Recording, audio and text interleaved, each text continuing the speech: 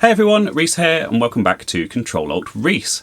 In this video I'm going to be checking out this prototype Pac-Man cartridge I acquired a few years back, including trying to find out whether it's actually genuine, as well as seeing if it works, and if so, dumping the code contained within to preserve a potentially important piece of history. Japanese gaming giant Namco's iconic 1980 arcade hit Pac-Man is a game that hopefully needs no introduction. But if you do need a bit of a refresher, I recommend you check out my previous video on the subject, where I investigated an original Pac-Man arcade board and how it works and the game's history in more depth. I'll link to that at the end of this video and down in the description.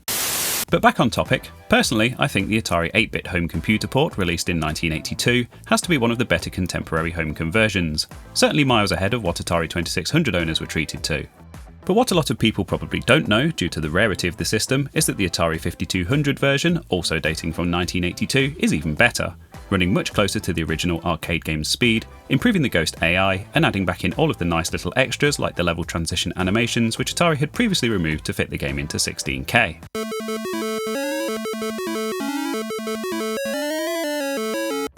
So what's the story behind this weird looking cartridge? Well, as you can see, this was once the property of Atari's Prototype Lab, part of the software department of their consumer division, which was of course responsible for their home computer and console efforts, as opposed to their arcade division that did, well, I'm sure you can guess.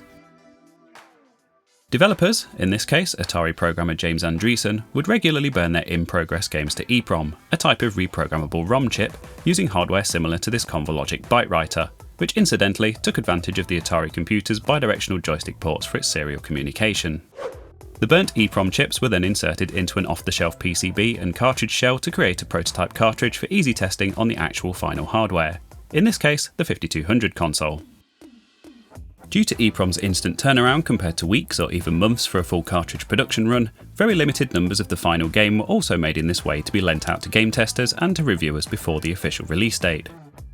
Of course, EEPROM technology was expensive at the time and the code held within was very commercially sensitive, so recipients were contractually obliged to return them after use. Once they'd served their purpose, the EEPROMs would be reused by Atari as part of the development process for another upcoming game, which also goes some way to explaining why there aren't too many of these around these days.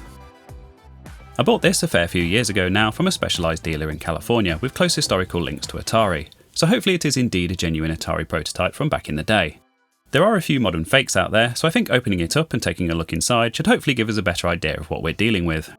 It'll also give me the opportunity to take those EEPROMs out and dump the code to see whether this is some previously undiscovered early in-development version of the game, which would of course be very exciting indeed, or one of those final review copies, which is still a very cool thing to have. But I'm getting ahead of myself here. I suppose the first thing we need to know is, does it actually work? And if so, are there any obvious differences with the pack-in version that came with my 2-port 5200? Well, let's stick it in the slot and find out. So here it is up and running, which is very cool to see. Now, I must confess that I'm not great at Pac-Man at the best of times, and it's even more of a pain with these non-self-centering analog joysticks, but I did manage to at least get to the first intermission screen to confirm that it's there.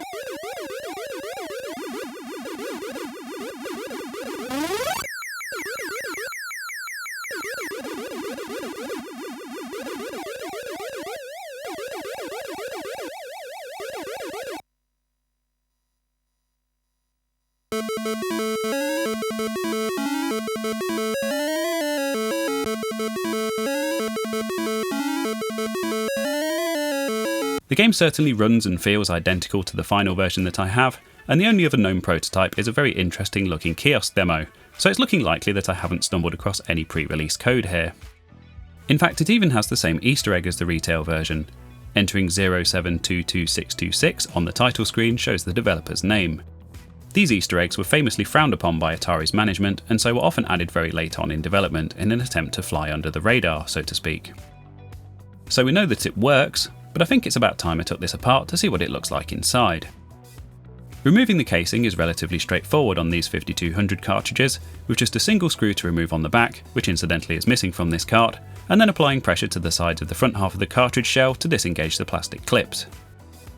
Of course these clips are old and brittle by this point, so it's pretty nerve-wracking, especially on a rare cartridge like this, but thankfully it pops open without a hitch.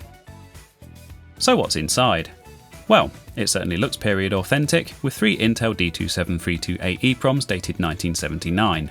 Of course, these would have been reused many times for various different development projects and were probably previously used for testing Atari 2600 or 8-bit home computer software.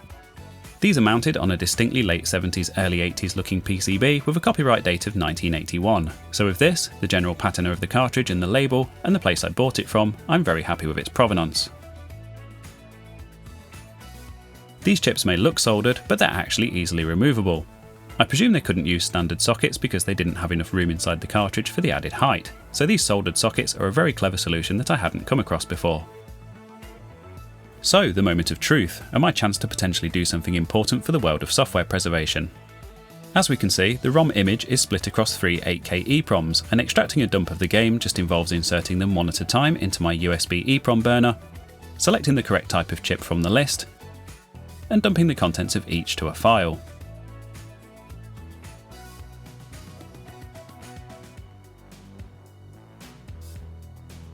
I then concatenated the 3 files together and used a tool called HexFiend, great name by the way, to compare the dump to the commercial release that I downloaded from archive.org. Well, as you can see, apart from some padding at the beginning of the file, which I assume is required for some emulator or other to be able to use it, the contents are indeed identical. So it looks like what we have here is one of those QA or review copies of the final game. Still a very exciting thing to own, especially in this condition and in full working order. At least I hope it still is when I've put it all back together. And as you can see, it survived the reassembly process unscathed and is still working great, which is always a bonus when you're dealing with a piece of history like this. And I certainly don't think it was unreasonable to expect to stumble across some early and interesting prototype. After all, this is how unfinished builds of games are discovered and preserved. But it seems like it just wasn't meant to be on this occasion, and of course that's perfectly fine, and hopefully you found the whole process as fascinating as I did. Big thanks, as always, to my patrons and channel members whose names you can see up on the screen, and indeed to everyone who watches, shares, likes and subscribes, and motivates me to keep doing what I'm doing. Don't forget to check out that previous video all about the history of Pac-Man, where I check out an original Japanese Pac-Man arcade board. Links to that will be at the end and down in the description. And finally, all that's left is to thank you very much for joining me, and I'll hopefully see you again next time.